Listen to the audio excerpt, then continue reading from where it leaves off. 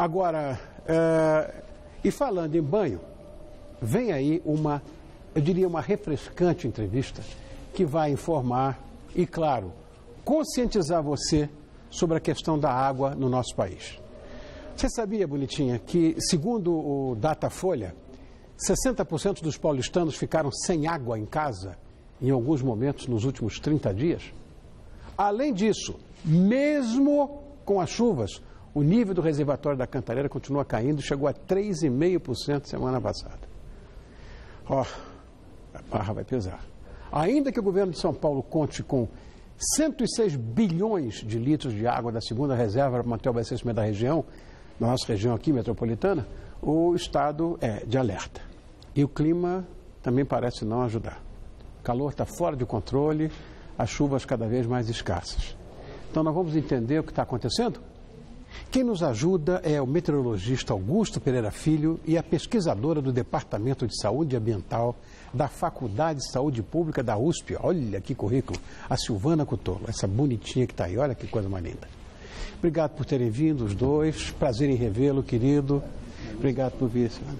Bom, a gente está falando aqui em off da qualidade impecável do ar aqui na nossa cidade, né? Meu Deus do céu, nem Las Vegas, que é deserto, estava falando, né? O ar é tão seco como aqui. Silvana, a crise do abastecimento de água é uma coisa que está preocupando a todos nós estamos falando muito disso e tal, e é o assunto desses últimos meses. Só se fala nisso. Aliás, a maioria das notícias sobre essa história é o sistema Cantareira, né? Mas eu sei que existe um total, sei lá, de 5 ou 6, né? Não sei, reservatórios na cidade. Eu queria que você explicasse essa história para a gente. Na verdade, a gente tem 6 reservatórios na cidade de São Paulo, né, que abastece toda a região metropolitana, né? Os reservatórios principais são da Guarapiranga e do Cantareira. A gente tem o Alto Cotia, Rio Claro e outros menores sistemas que ajudam nesse abastecimento de São Paulo. O grande problema é o excesso de uso de água, né? As cidades do interior crescendo, então a gente tem uma demanda elevada de água, né?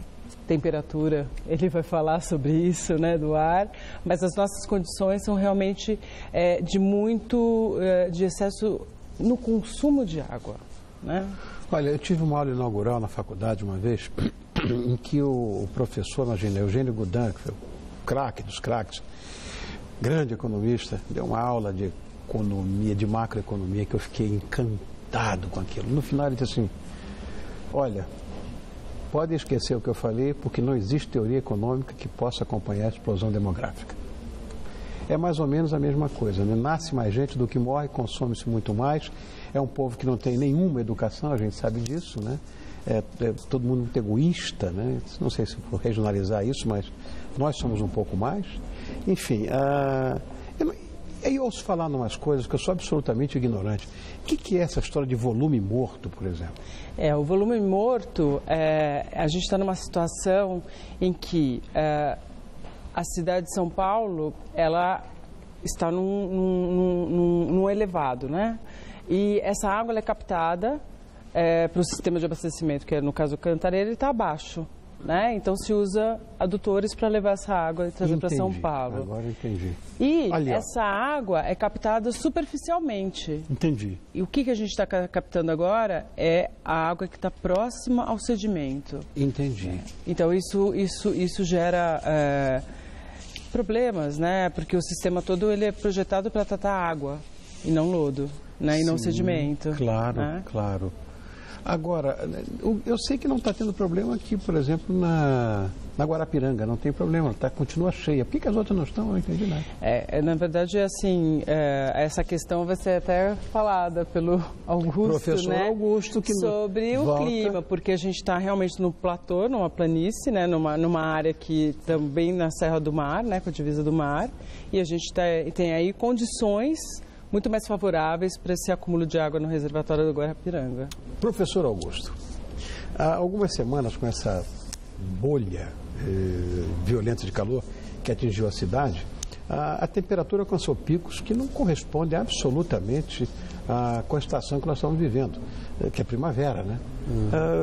Existe alguma explicação meteorológica para meu prazer? Porque eu já te falei, fui péssimo aluno de meteorologia, meus professores me corrigiam sempre. Eu tenho profunda admiração pelo meteorologista. Me ajuda nessa que eu não consegui entender nada até agora. Então, mas na realidade eu acho que você aprendeu bem, né? As correções foram acertadas, né? Eles são rígidos lá, mas a gente sempre se engana. Eu não sou profissional, sou só aviador. Mas parabéns pelo essa sua formação eclética, né? Mas conhecer nuvem a gente tem que conhecer, porque piloto tem que saber tudo. É verdade. Bom, nós passamos esse ano por uma seca, né? E as secas aqui em São Paulo são recorrentes. Eu acho que vocês devem se lembrar, eu pelo menos me recordo, né? Talvez um pouco mais velho, da seca de 63 e de 69. Aliás, 69 eu peguei. A de 63 foi mais grave que essa, né? Eu estava no Rio nessa época. Só que nessa época a população era uma fração da atual. Sem né? dúvida. Então, no período das chuvas, em janeiro e fevereiro, houve uma redução do nível dessas chuvas e depois nós entramos no outono e no inverno, quando não chove tanto assim. Então, ela ficou muito seco.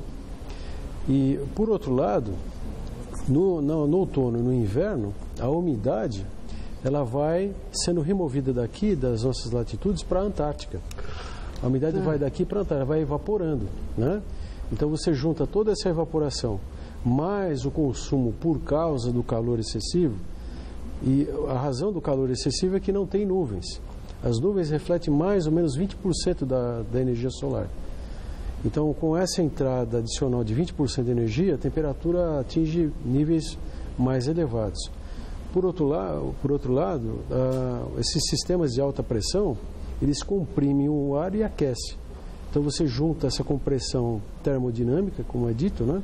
Mais essa entrada adicional de radiação solar, e o resultado final é uma temperatura muito mais alta, que eleva a evaporação e também eleva o consumo. Há uma alta correlação entre consumo d'água e a temperatura, a umidade do ar, né? A região metropolitana de São Paulo é uma grande ilha de calor, né?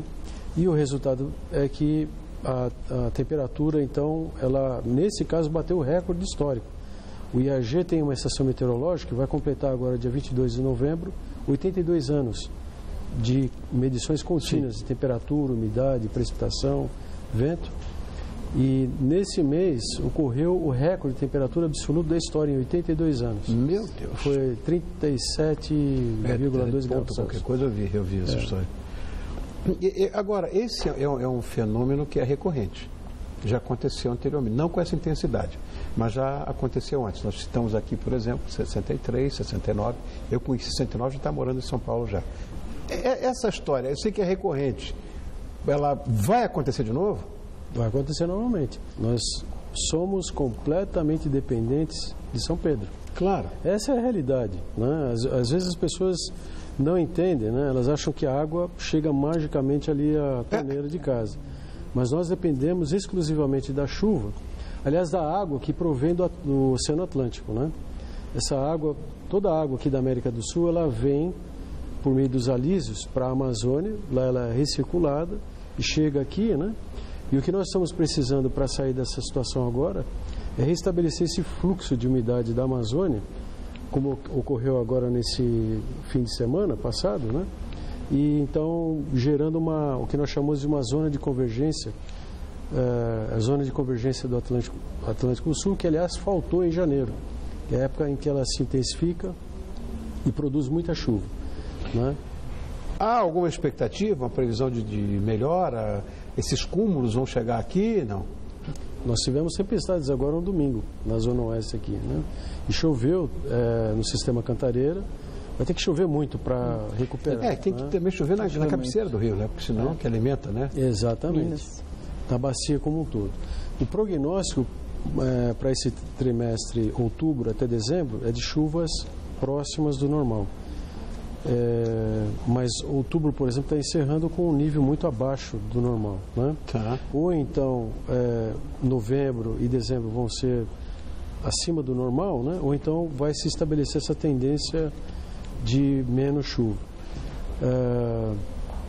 Agora, há um outro fator, Rony, que é essa questão da própria seca local. Porque como o ar está muito seco, não há umidade local para estabelecer esse regime de chuva que facilite mais chuvas. Né? Então, quando a gente entra num regime de seco, de regime mais seco, ele tende a permanecer por mais tempo, até que a situação se reverta por meio dessa vinda da umidade da Amazônia. Nós dependemos atualmente dessa umidade para aliviar essa situação de escassez. Da Rainforest. Olha que coisa maluca, né? Preservação da Amazônia. Pois é. Semana a nossa produção foi até as ruas aí para ouvir a população. Para saber como será que as pessoas estão colaborando para não faltar água, né? E queria que você desse uma olhada. Roda, criançada. Eu moro na Zona Leste, ali pro Tatuapé, e lá ainda não acabou a água e nem diminuiu a vazão, mas nas regiões vizinhas já. Eu moro no Butantã e tá acabando água todo dia, assim. Eu moro em Mauá, lá tem água dia sim, dia não.